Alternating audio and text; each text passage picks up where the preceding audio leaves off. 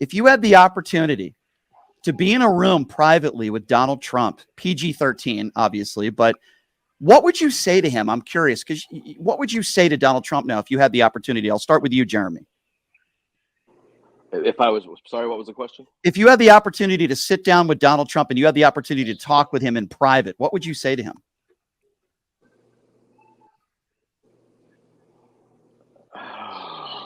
I guess, how can you live with yourself? You know what I mean? No, come on. Because Jason, He's gonna skirt that. He's gonna skirt that. Answer. Hold on, this is my answer. This is my answer. I would ask him, because I would say, you lost. You know, every time you lie, when you lie, that it's a lie. Like, how do you genuinely get through this? Mm-hmm. How do you wake up from one day to the next and have to live in those lies, because you have to remember the things you lied about? That's a lot of energy. Right. You know? I think that's very fair. It's so much easier just to kind of live in truth, and you don't have to worry about that. Can you ask me that question? Yeah, well, I have a feeling that, Jason, you won't be as nice as your brother, but try to make it PG-13. Like, if you have the opportunity to speak to Trump, what would you say to him, Jason? Tell me one truth about yourself that no one else knows. I don't think he would do that. I don't think he's capable, Jason, of answering that. Exactly. He's not capable, right?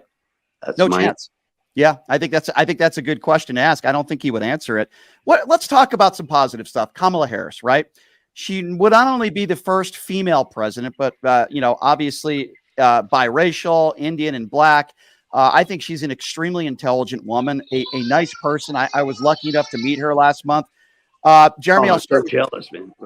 Yeah, I mean, Jeremy, what are your thoughts on Kamala Harris and Tim Walz as a whole, that ticket?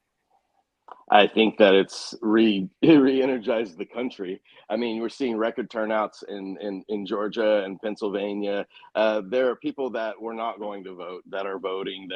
He's pissed off a lot of people that are going to vote now, that maybe were on the fence or whatever. Women are charging. Listen. You can put your finger to the wind in certain ways. And in Florida, at what's the place where all the old people are? Mar-a-Lago? No, dude, come on. Gosh, you know what I'm talking about? That community where all the people that used to be super hardcore.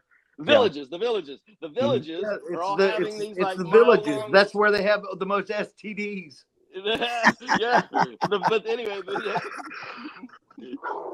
that's funny. Dogs. You got people. That's okay, no problem. Kids and dogs, it's awesome. I'm surprised my cats haven't come up here already. So, Jason, let me ask you that too. What are your thoughts on Kamala Harris and the prospect of having our first female president? People thought Hillary was going to win in 2016. What do you think about this ticket and your thoughts on Kamala Harris? I think there's an intrinsic difference between Hillary and Kamala, in the sense that Hillary was sort of brought in through her husband and all of those things, and also a history of things. I think that what Kamala is representing right now, it's so easy to put it on race or put it on her sex. It's so incredibly pedantic to just put it on what she is, as like what you look at when you look at a picture. Right. She's far more than that. She was a California Attorney General. Yep. She has credits that no other president, I don't think, that I can know of, has. Right. As far as credibility. And this is when family and friends lost me, is when they start calling her DEI hire, because ask them what DEI means. Can I ask you about that, Jason? And tell me, I'm not saying that everybody uses this term, feels this way, but I feel like, and I'll ask both of you this, when some of these MAGA supporters use that term, DEI hire, I feel like it's like they're calling them the N-word. It is. That's like, exactly. Hey, listen. Also, ask them, what does Marxist mean? Right. They say most Marxists. They don't know. Marxists. They don't even know who Karl Marx was. They think it was something like a marking on a board. Right. like barking Marxist.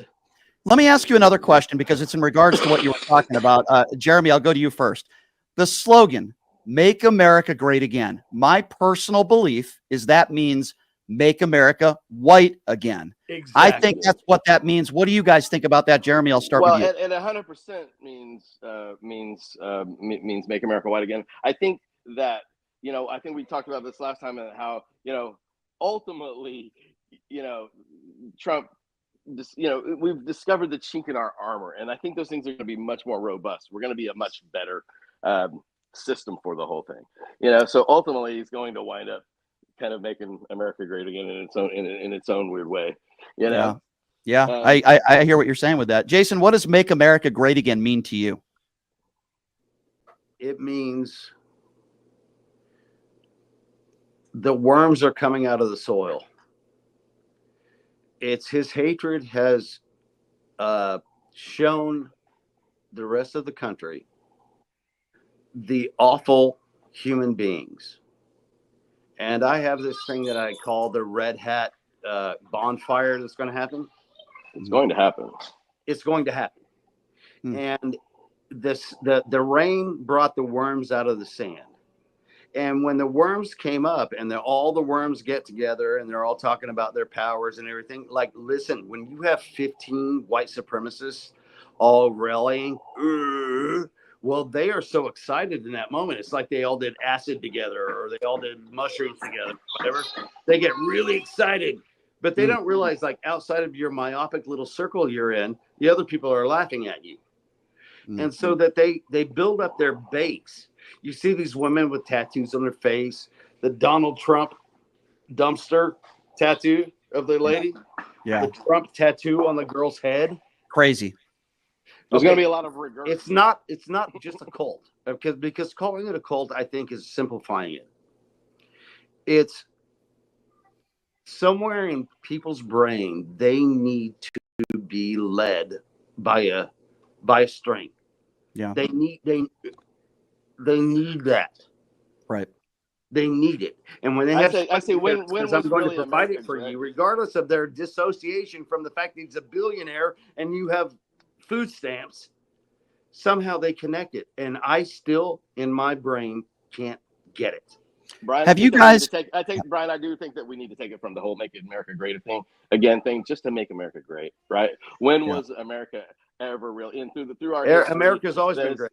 It's always been great on a level, but to be truly great would be for everybody loving each other. They're not being, through the decades, there's been slavery and Jim Crow and all of the things that existed that really discount it really truly ever being like a really, really, really truly great for everybody.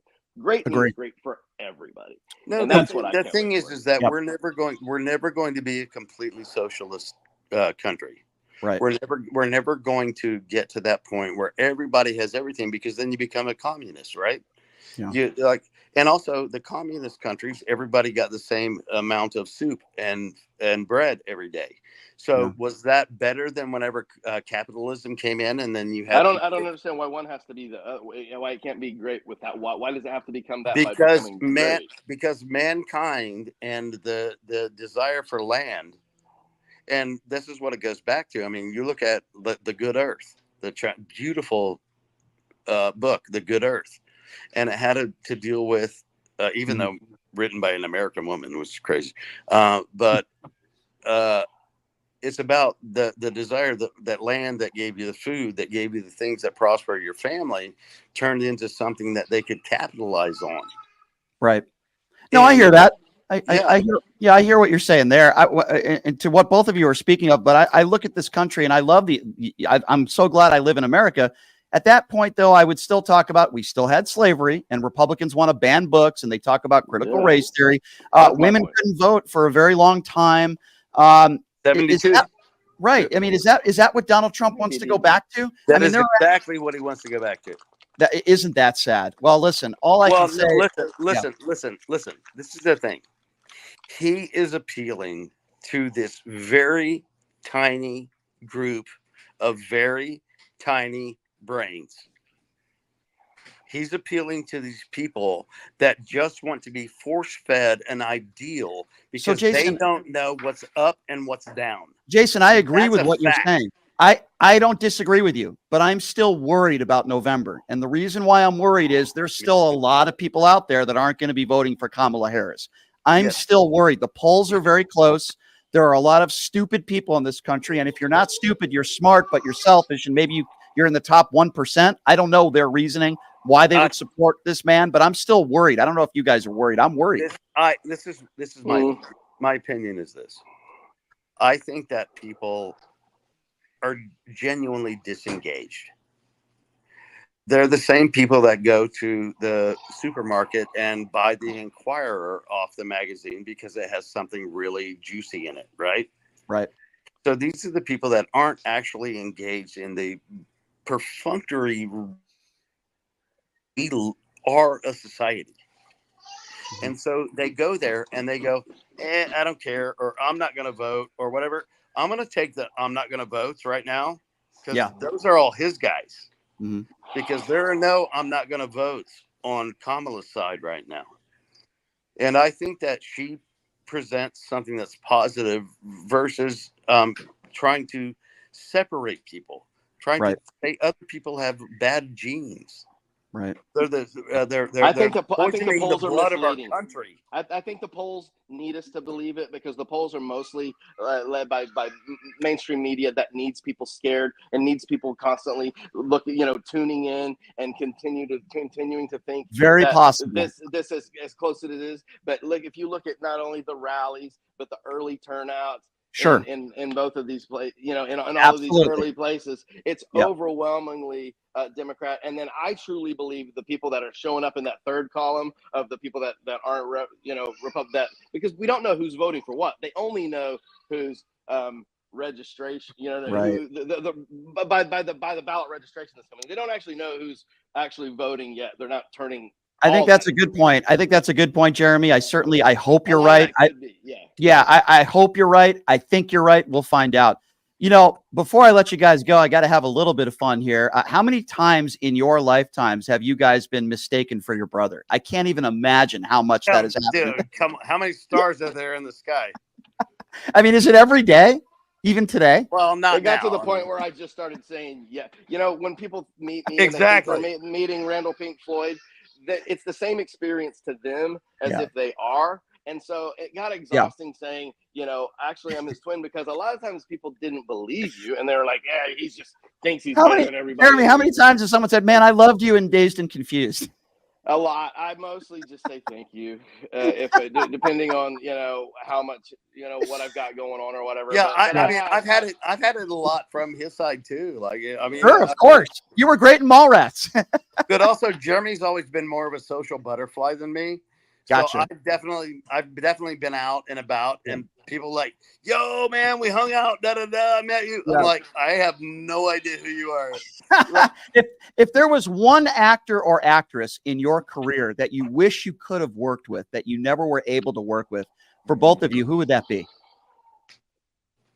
Tom Hanks for me. I auditioned for him twice, and he was so kind to me both times, and had really, really, really just those moments where I really thought I was going to get to work with Tom Hanks, and it didn't work out, but that would have been a really, really. He endorsed Kamala Harris, so that's a good thing. Jason, how about for you? Of course he did. Okay. Come on. Who would it be for you, Jason? Wow. You know what I would say is I would actually, if I had a choice, I would actually go in there and I would, do Jimmy Stewart, because, he was the greatest. Jimmy Stewart was the greatest ever. That's a good one too. That was pretty good. Was that good? I didn't know you were an impersonator too. Can I get? I don't know. You think Jones? We just watched Mr. Jones Goes to Washington 2 days ago. Mr. Jones Goes to Washington. All I can do is Matthew McConaughey. All right. That's it. Stop. I'm not an impersonator. That's not even good. It's terrible. I'm a radio host, man. Listen, I mean this sincerely. Both of you guys are just great dudes. One of these days we got to meet up and grab a beer. But I love what you guys. I don't drink, but yes. Okay. Water, coffee. Dude, I went professional and retired. Fair enough. I love what you guys have done in your career, but to be honest with you, I even love more you guys speaking out on these important issues. Jeremy, you know how I feel about your video, and you guys are definitely making a difference, man. And it's an honor to have both of you on the show. And I just want to thank both of you so much for coming on. I'd love to have you on again. Hopefully, if we get the result we want in November. Hey, listen, we will. Hey, listen, even if we don't, we only have 4 years, and I don't think he's going to make it that far, which means He might not. JD Vance. Yeah. Which is That's scary. even more scary. Republicans, remember this. When Donald Trump. I think Donald Trump's a good thing. If that happens, JD Vance is going to be your president. So vote. Boy, that's scary. Keep your couches away. Keep the eyeliner away. Yeah. Oh my goodness. I love it. Imagine if he becomes a president. Maybelline's like, yar. Oh my God. That is a scary thought. Let's hope that doesn't happen. Jeremy, Jason, I love you guys. Thank you so much for coming on.